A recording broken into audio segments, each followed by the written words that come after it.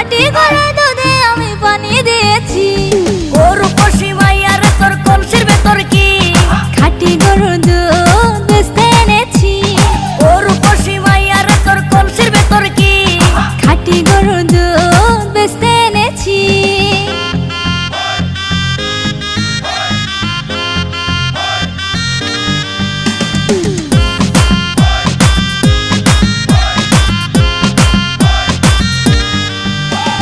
তোর দুধেতে বড়ই মজা, খেয়ে দিলটা হলো তাজা। পথের পানে থাকবো চেয়ে, রোজ সকালে দুধ আসিস নিয়ে।